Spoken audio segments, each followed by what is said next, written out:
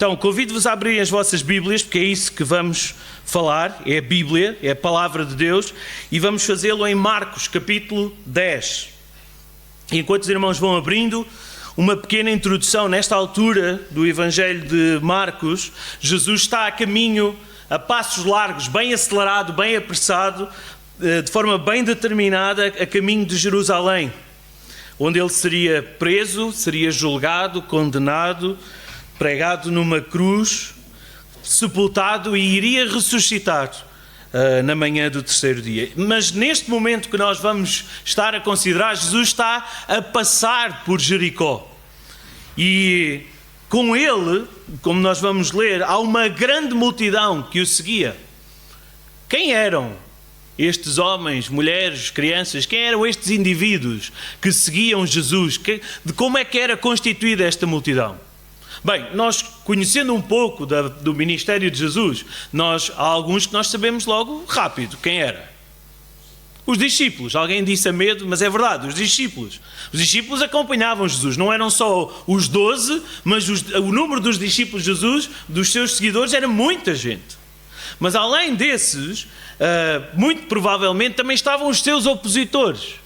Aqueles que estavam à procura de alguma coisa que pudessem condenar Jesus para depois o poder julgar e condenar. Por outro lado, também é provável que houvessem os curiosos. Aqueles que questionariam: quem é este agitador de multidões? Quem é este que anda aqui a falar contra aquilo que nós temos vindo a ser ensinados o tempo todo? Quem é este que enfrenta os religiosos? E depois, por último, muito provavelmente havia toda uma grande multidão que ia a caminho de Jerusalém. Porquê? Porque era a altura da Páscoa. E por altura da Páscoa, todos os israelitas, todos os judeus iam para Jerusalém para celebrar a Páscoa. Então, neste momento em que há uma peregrinação até Jerusalém, Jesus está a passar por Jericó. E nós vamos ler o texto a partir do verso 46. Marcos 10, 46. E diz assim: E foram para Jericó. Quando ele, seus discípulos e uma grande multidão saíam de Jericó, junto do caminho, estava sentado um mendigo cego, chamado Bartimeu, filho de Timeu. Quando ouviu que era Jesus Nazareno, ele começou a gritar: Jesus, filho de Davi, tem compaixão de mim. Muitos o repreendiam para que se calasse, mas ele gritava ainda mais: Filho de Davi, tem compaixão de mim. Jesus parou e disse: Chamai-o. Chamaram o cego, dizendo-lhe: Coragem, levanta-te, ele está a chamar-te. Lançando de si a sua capa, levantou-se de um salto, dirigiu-se a Jesus e Jesus lhe perguntou: Que queres que te faça? O cego respondeu: Mestre, que eu volte a ver. Jesus lhe disse: Vai, a tua fé te salvou. Imediatamente ele recuperou a visão e foi seguindo Jesus pelo caminho. Vamos orar mais uma vez? Pai querido, nós estamos de volta da tua palavra e queremos ouvir a tua voz na tarde deste primeiro dia da semana em que nos juntamos no nome do Senhor Jesus para te louvar. E por isso, Senhor, pedimos que abras os nossos ouvidos, abras os nossos corações para te ouvir falar conforme a necessidade de cada um. E nós o pedimos no nome precioso e santo do Senhor Jesus. Amém. Então, Jericó era uma cidade antes de Jerusalém. Na verdade, era o último sítio onde muita gente parava para se abastecer, para depois iniciarem uma longa subida de cerca de 25 quilómetros até Jerusalém. Nós conhecemos um outro texto em Lucas, a parábola do bom samaritano, em que o caminho era o inverso. Havia um homem que vinha de Jerusalém para Jericó. Vinha descendo para Jericó. E nós sabemos o que é que lhe aconteceu, não sabemos? Ele foi assaltado. Era um caminho perigoso. Então muita gente juntava-se ali em Jericó para irem em grandes multidões pelo caminho afora até Jerusalém. Um caminho, uma jornada mais segura. Mas Jericó não era apenas um ponto de abastecimento ou um ponto de encontro destas multidões que iam celebrar a Páscoa para Jerusalém. Sabem, Jericó era conhecida como a cidade dos prazeres. Jericó tinha fontes termais, o próprio Herodes tinha lá o seu palácio de inverno. E então, os prazeres de Jericó, dizem os estudiosos que as árvores, as palmeiras, com o vento, não com a tempestade Hermínia que anda por aí hoje, não é? Mas com um vento mais só a abanar ligeiramente, fazia com que o aroma percorresse quilómetros. Os prazeres e os perfumes de Jericó, aquilo que Jericó tinha para oferecer, estendia-se por quilómetros. Era uma cidade que ficava no lugar mais baixo do planeta, junto ao Mar Morto, o lugar mais baixo do nível da terra. Mas o que é certo é que era uma cidade que tinha muito para oferecer. Muito para oferecer. Às portas desta cidade nós lemos que havia alguém que certamente não usufruía destes prazeres que Jericó tinha para oferecer. Nós lemos de um homem, Bartimeu, que por ser cego, ele não poderia trabalhar. Ele não tinha como se sustentar, ele não tinha como se cuidar. Faltava-lhe a visão e o dinheiro para poder desfrutar destes magníficos prazeres que Jericó tinha para oferecer. Sabem, a lei judaica ordenava que homens como ele, que não pudessem trabalhar, fossem ajudados pelo resto do povo. Mas nós sabemos, e recordámos há bocadinho a história do bom samaritano, que muitos se escusavam disso. Muitos terão olhado para aquele cego à saída de Jericó e terão virado a sua cara e seguido o seu caminho. Bartimeu era um homem que estava ali, cego, dependendo da bondade de terceiros. Reparem, nem sequer o próprio nome ele sabia. Não sei se se perceberam desse pormenor no texto. É que nós chamamos-lhe o Bartimeu, mas Bar significa filho de. Timeu era o nome do pai dele. Ou seja, nós sabemos que o cego era filho do Timeu. Nem sequer o nome dele nós sabemos. Estamos perante um homem sem saúde, sem dinheiro, sem valor próprio. Um homem que certamente carregava não só a sua capa, mas também os seus complexos, os seus traumas, as suas feridas abertas, o desprezo de todos aqueles que passavam. À beira do caminho que levava para a festa da Páscoa, para a grande festa dos judeus, onde ele não conseguiria ir, onde muitos passavam a rir e a falar alto e a celebrar, à beira do caminho, e deste caminho era o seu lugar, era onde ele estava. Cego, ele não saberia para onde ir. Como mendigo, ele não tinha como ir. Muito provavelmente este homem desfavorecido era rejeitado pela maioria daqueles que por ele passavam. Muitos ter-se-ão desviado dele, como nós já consideramos. Ele vivia totalmente à margem daquilo que era a alegria, daquilo que era ser incluído numa sociedade. O filho de Timeu estava ali como um cão morto, na berma da estrada. Qual é a tua reação quando tu passas por um cão morto ou por um animal morto na beira da estrada? É repulsa. É desviar. Eu jamais vou tocar numa coisa daquelas. Ainda assim, reparem que o texto diz-nos, ou dá-nos a entender, que Bartimeu, vamos lhe chamar assim, parece ter mais discernimento acerca de, ou melhor entendimento acerca de quem Jesus era do que toda aquela multidão que o seguia.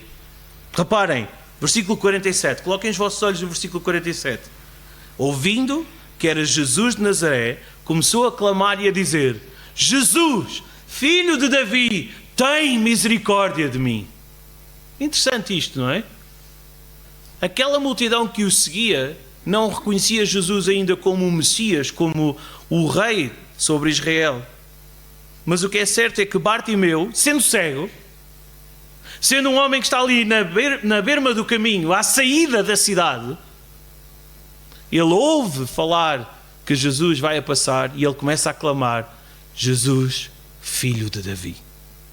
Isso é uma coisa que os cegos têm bem melhor e mais apurado do que aqueles que não são, é o quê? A audição. Eles ouvem bem. E reparem, Bartimeu com certeza não conhecia pessoalmente Jesus. Não teria visto os milagres que toda aquela multidão que o seguiu viu. Não terá sido alimentado com os pães e os peixes que Jesus multiplicou. Não terá visto Jesus a levantar mortos. Não terá visto Jesus, com certeza, a curar leprosos, a curar paralíticos. No entanto, ele terá ouvido falar nas coisas maravilhosas, nas maravilhas poderosas, podemos falar assim, que Jesus tinha operado até àquele momento. E ele, ouvindo, creu. Ouvindo falar de Jesus, ele creu. Reparem, ele faz uma declaração, sem conhecer Jesus: Jesus de Nazaré, filho de Davi. Isso significa, é como se ele estivesse a dizer: Jesus, meu rei, meu senhor, meu tudo. É como se ele pudesse cantar aquela música que cantámos há bocadinho: eu sou teu. Senhor, eu sou teu. Bartimeu, não vendo aquilo que as altas patentes religiosas viram, o que os seus discípulos contemplaram, Bartimeu, apenas por rumores que ele ouviu, ele creu que Jesus era o Messias prometido, da raiz de Davi. Fisicamente cego, os olhos do seu entendimento estavam muito bem abertos. Bartimeu reconhece aquele de quem os profetas muito tempo antes tinham anunciado: Jesus, o servo, o Filho de Deus, o Filho de Davi, o Salvador prometido. Irónico, não é? Quando uma nação inteira que é saudável dos olhos não consegue ver aquilo que um cego, sem conhecer pessoalmente Jesus, consegue discernir. É por isso, é exatamente porque ele creu em Jesus e sabia quem Jesus era, que a largos e abertos pulmões grita: Jesus, filho de Davi, tem misericórdia de mim. Que exemplo de fé impressionante. A fé de Bartimeu estava firmada em Jesus, em quem ele esperava, mesmo que não o conseguisse ver. Mas deixem-me perguntar-vos, porquê é que Bartimeu gritava? O que é que ele queria de Jesus? Na verdade, ele está na beira do caminho, ele é desprezado por toda a gente. O que é que ele quer de Jesus? Bartimeu reconhece quem Jesus era, nós já vimos isso. Então ele sabe que à frente dele vai passar aquele que podia mudar a sua vida, podia transformar de todo a sua vida. Bartimeu sabe quem ele tem sido e sabe quem ele vai continuar a ser se continuar ali, na beira do caminho. Mas quando Jesus aparece, ele sabe quem poderá vir a ser. Quando Jesus está a passar, ele sabe quem poderá vir a ser, independentemente do que foi até agora. Ele não sabe qual é o plano e o propósito de Jesus. Porque é que Jesus vai num passo tão acelerado até Jerusalém? Só que ele sabe que aquele é o momento em que Jesus vai passar por ele. É o momento do já. É o momento do agora. Ele pode não ter mais nenhuma oportunidade. Ele precisa chegar a Jesus. Ele precisa de Jesus. E então ele grita: Jesus, filho de Davi, tem misericórdia de mim. É aqui que algo impressionante acontece. Deixem-me fazer-vos um desafio. Nós estamos no capítulo 10, no final do capítulo 10 de Marcos. Ou seja, temos 9 capítulos para trás. Há um contexto para chegarmos aqui. Mas nos desafio-vos a ler o Evangelho de Marcos todo em casa, assim, seguido. Quando chegarem a este momento, vocês vão se aperceber que Jesus vai mesmo de uma forma muito determinada para Jerusalém. Ele, inclusive, foi quase que abrandado pelos discípulos nos capítulos anteriores, mas Jesus depressa se levanta e ignora-os e vai para Jerusalém. Só que neste momento acontece algo de incrível. É algo de impressionante. Olhem, coloquem os vossos olhos no versículo 49. Como é que começa o versículo? Podem dizer? E Jesus quê? Parou. Jesus vai determinado para Jerusalém, mas neste momento, com o clamor de Bartimeu, Jesus parou. Parou. O clamor de Bartimeu faz parar a sua marcha determinada. O clamor de um pequenino, de um necessitado, de um infeliz, para a caminhada do Salvador, que tem compaixão dele. E o que é que ele faz? Manda-o chamar. Coloquem-se nessa situação. Imaginem que vocês são cegos. Imaginem que estão totalmente dependentes da bondade de quem passa por vocês na rua. Vocês sentem-se as pessoas mais desprezadas do mundo, por toda a gente. e aquele a quem tu reconheces como a pessoa que pode mudar a tua vida, ele ouve-te e manda-te chamar. Conseguiram colocar-se lá? Conseguem ser Bartimeus nesse momento? Vocês precisavam de alguma ajuda ou algum incentivo para ir ter com Jesus? Não, pois não. Reparem, o texto diz-nos, nesta tradução que eu li, no século XXI, diz: coragem, levanta-te, Ele te chamou. Sabem que mais? Eu acredito que Bartimeu não precisava destas palavras de ânimo. Da mesma maneira que eu e tu, se estivéssemos naquele lugar, também não iríamos precisar dessas palavras de ânimo. E a verdade é que o texto nos diz que ele dá um salto, larga a sua capa e vai ter com Jesus.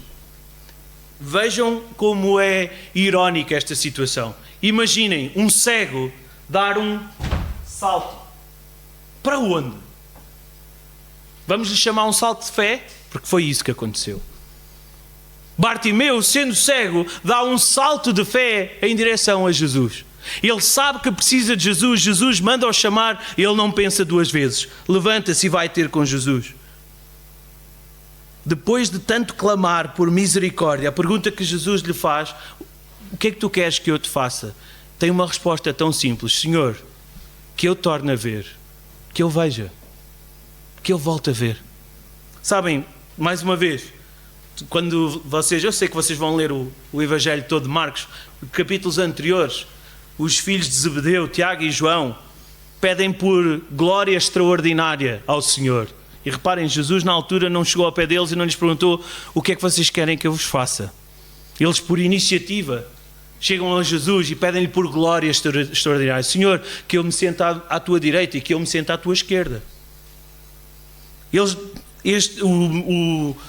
A forma como Jesus chega a Bartimeu e a forma como Bartimeu lhe chega a Jesus é totalmente diferente. Reparem, Bartimeu é um cego, mendigo, à beira da estrada, um trapo. Ele não pede a Jesus por pão, ele não pede roupa a Jesus, ele não pede dinheiro, ele não pede poder, ele não pede sucesso, ele não pede um lugar na comunidade, ele não pede um banho. Senhor, que eu veja. Só isso. Que eu veja. Mas eu quero parar aqui um pouquinho convosco, para pensarmos um pouco como é que, apesar de ser uma coisa tão simples, a abordagem que Bartimeu tem com Jesus, eu acho que nós precisamos parar e pensar, esmiuçar como Bartimeu vai a Jesus. Reparem, ele vai a Jesus na hora certa. Ele não esperou para o dia seguinte. Ele não esperou para o momento seguinte. Ele não desperdiçou a oportunidade que lhe está a ser dada. Em segundo lugar, ele vai à pessoa certa.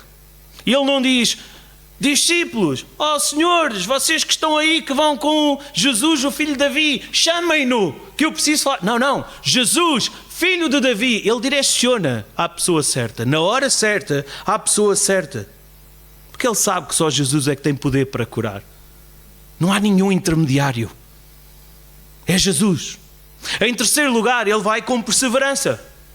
A multidão queria afastá-lo. O versículo 48 diz-nos que muitos o repreendiam para que se calassem. Se calhar alguns estavam com muita pressa para chegar a Jerusalém. A viagem era longa e precisavam de pôr pernas ao caminho. Só que a verdade é que quando o mandaram calar, mais alto ele gritava. Ou seja, à pessoa certa, na hora certa, à pessoa certa, com perseverança. Mas ao mesmo tempo, em quarto lugar, com humildade. Porque ele chega a Jesus, ele sabia que não merecia o favor do rei. Não merecia o favor do rei dos reis, e então ele simplesmente diz: tem compaixão de mim, ou tem misericórdia de mim. Tem misericórdia de mim. Ele não se queixa, ele não pede justiça ou não reivindica os seus direitos. Pelo contrário, ele apenas pede misericórdia e compaixão ao Senhor. Em quinto lugar, ele vai ter com Jesus com desprendimento. Ao ser chamado, quando Jesus o mandou chamar, ele dá um salto e ele largou a sua capa.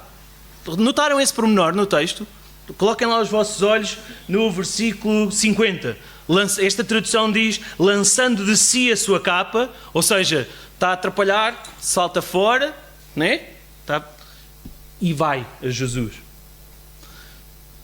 Deixa-me ajudar-te a pensar o que era a capa para Bartimeu. A capa era a almofada dele. A capa era a sombra dele, era o guarda-sol dele. E era o guarda-chuva dele. A capa era o seu cobertor em noites frias. A capa era aquilo que se calhar protegia as suas feridas, as suas chagas. A capa era o seu tudo. Era a única coisa que ele tinha que era dele. Ele é um mendigo, cego, não tem nada mais. É aquela capa. E então ele, quando Jesus manda chamá-lo, o que é que ele faz? Ele desprende-se do seu tudo. Do seu tudo, de forma imediata. Dá um salto. Tentem-se colocar novamente como Bartimeu. Se vocês fossem cegos, como é que caminhavam? Como é que te chamas? Isabel. Isabel fez de uma forma espetacular. Vocês não viram. Eu vou fazer com ela. Verdade ou não? Eu não conheço a igreja, certo? Se eu quiser sair daqui... É a primeira vez que estou cá. Então eu só entrei ali e vim para cá. Se eu quiser sair daqui de olhos fechados, se alguém me vendar, muito provavelmente... Sim, muito provavelmente eu cairia. Ou então chegava aqui... Não quero passar vergonha. Fazia assim, para tentar perceber se estava a passar ou não. Ou, como a Isabel disse muito bem, asa palpa dela. Mas foi assim que Bartimeu foi ter com Jesus? Ele larga de si a sua capa e de um salto ele vai ter com Jesus. Em sexto lugar, ele vai ter com Jesus com objetividade. Ele sabe aquilo que quer. Ele sabe a quem vai pedir. Ele sabe perfeitamente aquilo que lhe fazia falta. E ele foi sábio a pedir: Senhor, que eu torne a ver. Que eu torne a ver. Bartimeu vem a Jesus e pela fé ele é curado. Não pela clareza da sua visão, porque ele não a tinha, mas como resposta aos rumores, àquilo que ele tinha ouvido de falar acerca de Jesus. Jesus pode curar-me. Jesus vai curar-me. Eu tenho fé. Então ele dá esse salto de fé. Ao buscar a cura física para os seus olhos, Bartimeu encontrou a salvação da sua alma em Jesus. Ao ouvir Jesus, trouxe-lhe a vitória. De todo o mal lhe deu libertação. Deu vida nova, gozo e plena glória ao ouvir Jesus morar no seu coração. Conhecem esta letra de algum lado, não conhecem? Mas isto leva-nos a uma última pergunta. E agora? E agora? O que é que será do filho de Timeu? O que é que será do cego mendigo de Jericó? O que agora vê, quer seguir. Diz o versículo 52, quando Jesus lhe disse: vai, a tua fé te salvou, ele de imediato, não foi algo que ainda vai demorar um pouquinho a curar, não, de imediato, logo, no momento seguinte, viu e seguiu Jesus pelo caminho. Jesus poderia dizer: Bartimeu, por causa de tu creres e confessares que eu sou o Messias prometido, da raiz de Davi, o Filho de Deus, tu és salvo, podes ir. Vai em paz, meu filho. Jesus podia lhe ter dito isso. Só que ao curar Bartimeu da sua cegueira, Jesus transforma esta alma da beira do caminho num discípulo no caminho. Jesus, eu vou repetir a frase, Jesus transforma esta alma da beira do caminho num discípulo no caminho. Bartimeu agora vê. Só que ele não vai para os prazeres de Jericó. Ele agora poderia entrar na cidade e ir usufruir de tudo que a cidade pudesse oferecer. Mas não, ele volta às costas a Jericó e segue de imediato Jesus pelo caminho. O texto diz isso mesmo, imediatamente tornou a ver e seguia Jesus estrada fora. Sabem, uns versos atrás, nós vemos um mancebo de qualidade, como nós conhecemos a história como o jovem rico, não é? Que corre para Jesus para lhe perguntar o que é que podia fazer para herdar a vida eterna. Porque a sua vida já era perfeita. Então, o que é que eu posso fazer mais para herdar a vida eterna? O que é que Jesus lhe diz? Vende tudo o que tens. Depois de vender, dá aos pobres e então vem e segue-me. Só que este homem, este jovem, não esteve disponível para largar tudo e seguir Jesus. Ele não estava disposto a largar a sua reputação. Não estava disposto a largar o seu estatuto, as suas riquezas. Bartimeu fez exatamente o contrário. Ele sabia que não havia nada que ele pudesse fazer senão pedir por misericórdia ao Senhor. E foi isso que ele pediu. E ao pedir por misericórdia, acabou sendo salvo. Mas ele também não pensa duas vezes, deixando tudo para trás e disposto a seguir Jesus por onde quer que ele fosse. Tal e qual um verdadeiro discípulo. Esta foi a prova da sua transformação. Esta foi a prova de que ele não foi só curado da sua cegueira física, mas Jesus o salvou verdadeiramente. Ele não quis apenas a bênção. Ele quis, acima de tudo, o abençoador. Então ele segue Jesus para onde? Se ele agora é um discípulo e segue Jesus para onde? Um comentador diz o seguinte acerca, e eu vou ler para não falhar nada. Para Atenas, a capital da filosofia? Bartimeu segue Jesus para Roma, a capital do poder político? Não. Ele segue Jesus para Jerusalém, a cidade onde Jesus chorou, onde Jesus suou sangue, onde Jesus foi preso, sentenciado, condenado e pregado numa cruz. Ele não seguiu Jesus por uma estrada atapetada, uma passadeirazinha vermelha, bonita, mas um caminho cheio de espinhos. Não o caminho da glória, mas o caminho da cruz. Bartimeu segue Jesus trilhando o caminho do discipulado. Então, recapitulando, para também conseguirmos fechar com uma conclusão para nós. Nós estamos perante um cego que não vê. Um mendigo que é pobre e necessitado. Mas por outro lado, nós vimos um cego que quer ver. Cuja fé e determinação o levam a buscar Jesus. Porque ele reconhece o poder e a autoridade de Jesus, o Filho de Deus.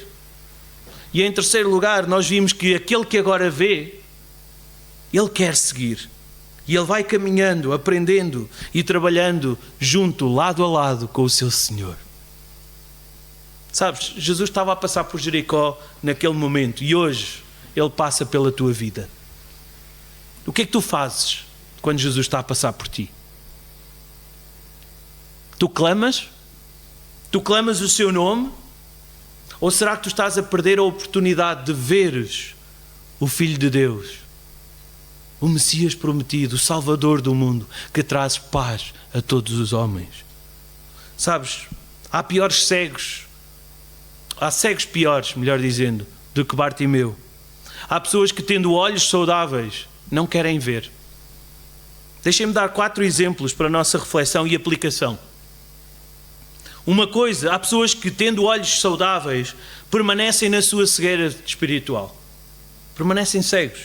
Porque uma coisa é nós vermos com os olhos, outra coisa é vermos com o coração, com o nosso entendimento. E isso exige uma reflexão mais profunda de quão pecador eu e tu somos. E o quão separados estamos da glória de Deus.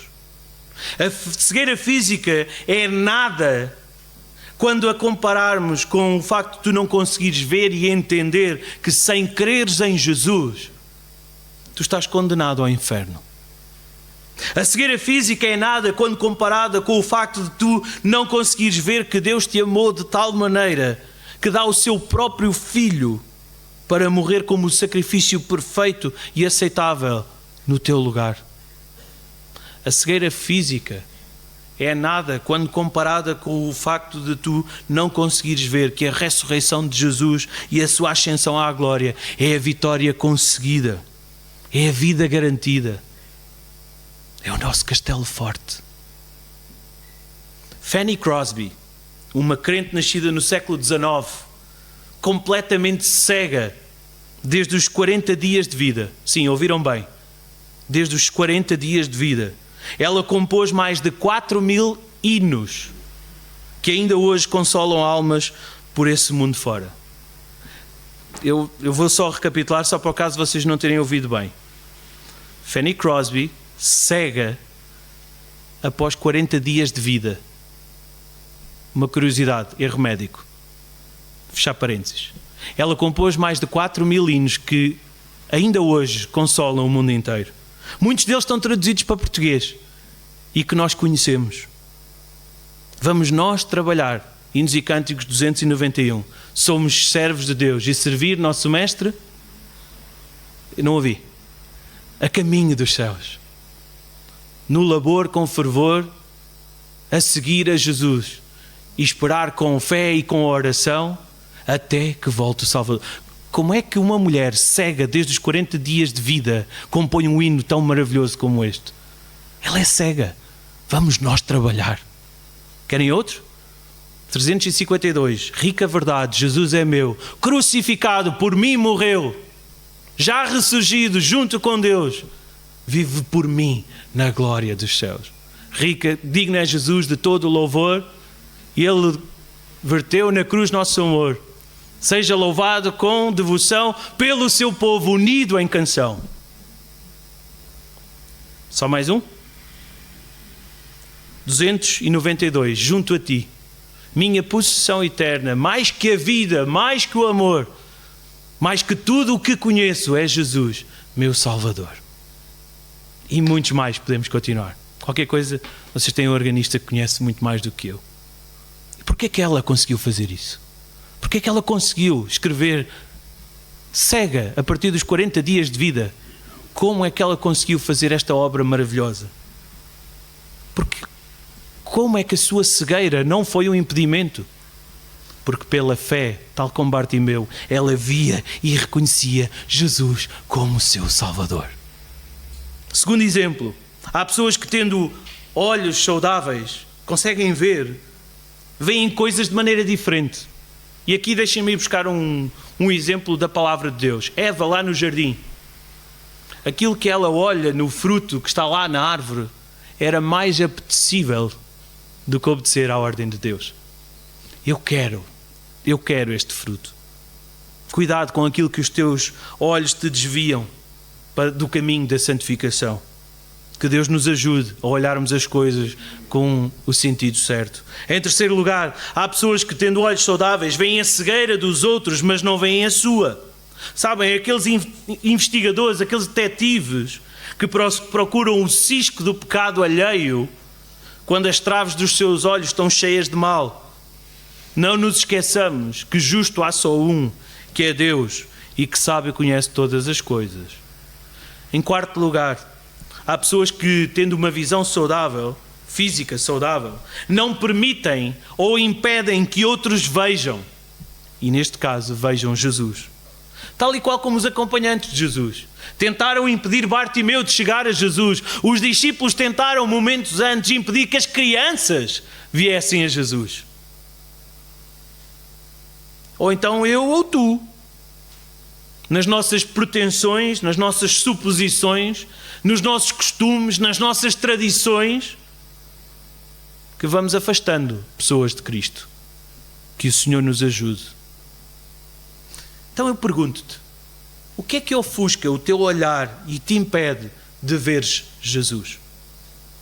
Neste mundo em que tudo passa a correr, que há uma grande confusão, há muito barulho, Jesus ainda para ouvir o clamor de um pequeno e necessitado. Jesus para atender à voz do pequeno e necessitado. Por isso, arrepende-te. Humildemente confessa o teu pecado ao Senhor, porque Ele ouve o teu coração contrito e arrependido.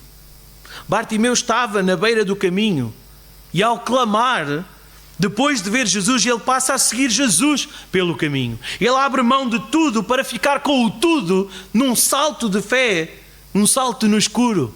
Jesus é a diferença de estar dentro ou estar fora. Jesus é a diferença entre estar dentro ou estar fora. Por isso, quando Jesus passa pela tua vida hoje, abre o teu coração e confessa Jesus como o teu Salvador. Jesus é a diferença de tu seres um simpatizante, observador ou o filho de Deus que é amado. Não percas a oportunidade que Ele te está a dar hoje. Haverão sempre vozes que tentam separar-te de Jesus. A começar por ti mesmo. Se calhar tu podes dizer, a minha família depois, como é que eu vou lidar com isso? Eu sempre cresci assim, não vou agora mudar de religião. Parece o síndrome Gabriela, né? Eu nasci assim, eu morri assim, né? Assim. Mas depois tens os outros que podem vir a gozar contigo, vão questionar a tua fé. Dar ouvidos a essas vozes mostra o quão longe tu estás de compreender o pecado que há em ti. Por isso ignora tudo isso. Faz como Bartimeu, insiste, clama, porque o Senhor vai te ouvir. A graça, quando é verdadeiramente experimentada, leva um homem a pensar todos os dias que darei ao Senhor por todos os seus benefícios para comigo. Como diz o salmista lá no Salmo 116, versículo 12. Quem experimenta a graça divina sente em si um desejo para o caminho do discipulado, o caminho de santidade e de serviço àquele que pelo seu sangue o comprou e o redimiu. A fé que não leva ao discipulado, a fé que não te leva ao serviço, é uma fé que não te salvou. Quem clama a Jesus tem que estar disponível e disposto a segui-lo, até mesmo estrada fora, até à cruz. Se o Espírito Santo já abriu os teus olhos para ver Jesus, então tu, por experiência própria, sabes do que eu estou a falar. Por experiência própria, tu conheces os efeitos da graça redentora na tua vida. Mas se tu ainda não foste despertado para as boas novas do Evangelho, ainda caminhas a passos largos para o inferno. Eu não vos conheço, por isso estou à vontade para falar assim. Se tu ainda não foste aberto ou despertado para as boas novas do Evangelho, tu caminhas a passos largos para o inferno, porque Jesus ainda não é o teu Salvador. Então a pergunta que eu te faço é, tu queres ver? Bartimeu quis ver. Muitos, Fanny Crosby quis ver. Muitos têm querido ver. E tu, queres ver? Deixem-me terminar e com isto terminamos mesmo este tempo de volta da palavra com a letra de um cântico, que em boa verdade é uma oração, que diz assim: se o cego te pode ver e o surdo te pode ouvir, que te ouça eu, que te veja eu. Esta é a minha oração. Não há amor igual. Deste-me vida quando eu morto estava. Tu me escolheste quando eu nada era.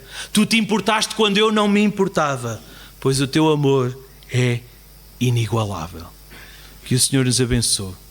Para a sua glória e nossa bênção, que a sua paz e a sua graça inunde o coração de cada um de nós. Amém.